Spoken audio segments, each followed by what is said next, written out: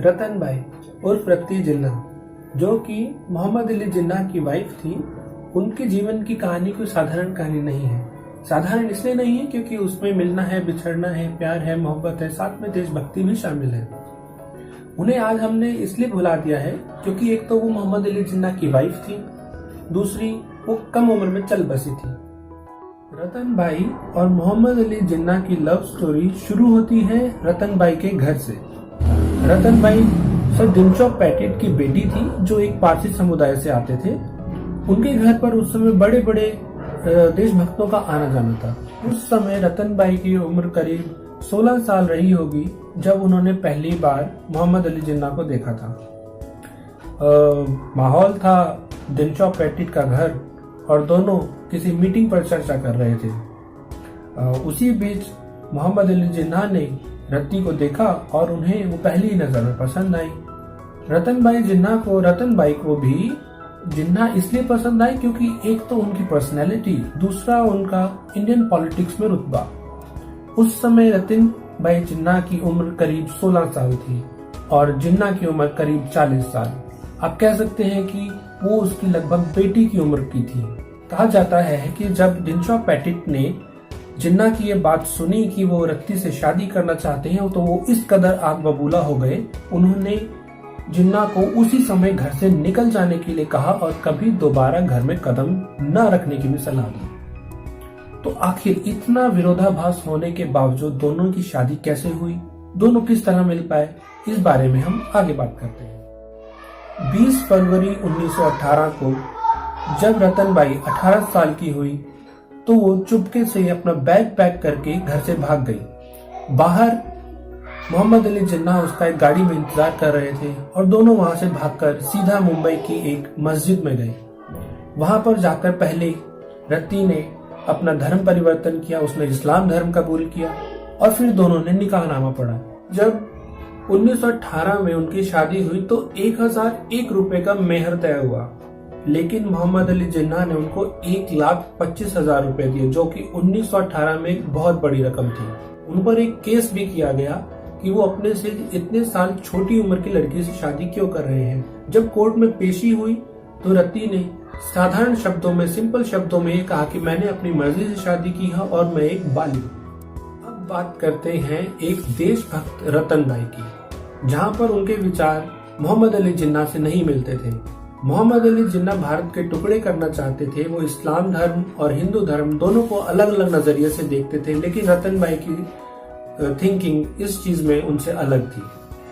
Lord Chelmsford ने एक बार उनको शिमला में अपने वॉयसरॉय लॉज में बुलाया।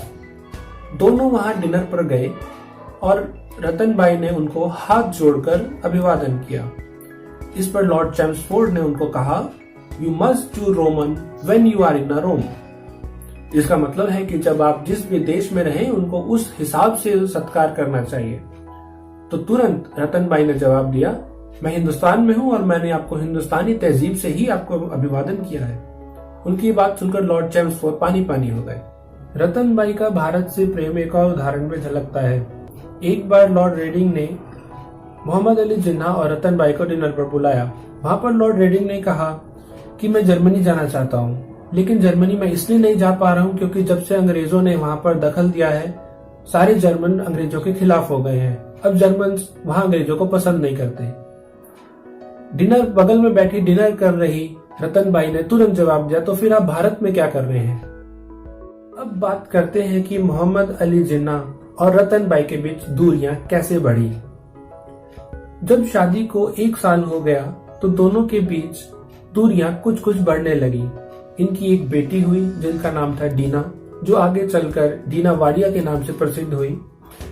डीना के पैदा होने के बाद मोहम्मद अली जिन्ना धीरे धीरे रतन बाई से पीछे हटने लगे। 1926 आते आते मोहम्मद अली जिन्ना का इंडियन पॉलिटिक्स में वो रुतबा नहीं रहा जो पहले रहता था। उधर रतन बाई भी बीमार रहने लगी। रतन बाई इस कदर बीमार रहने लगी थी कि उन्हें अपना इलाज कराने के लिए फ्रांस जाना पड़ा।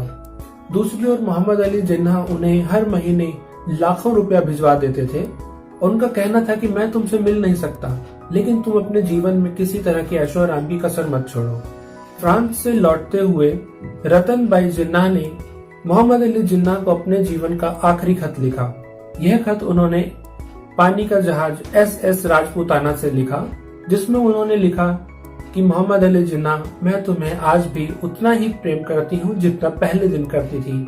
रतन भाई ने यह भी लिखा कि मैंने अपने जीवन में तुम्हारे अलावा किसी पुरुष को इतना नहीं चाहा, शायद मैं किसी और पुरुष को इतना चाह भी नहीं सकती। रतन भाई ने अपनी भावनाओं को व्यक्त करते हुए उस लेटर में लिखा कि मोहम्मद अली जिन्ना, तुम मुझे उस फूल की तरह याद रखना जिसको तुमने तोड़ा था, ना कि उस फूल की तरह जिसको तुमने कुचल दिया था। 20 फरवरी 1929 को मात्र 29 साल की उम्र में रतन भाई जिन्ना का देहांत हो गया।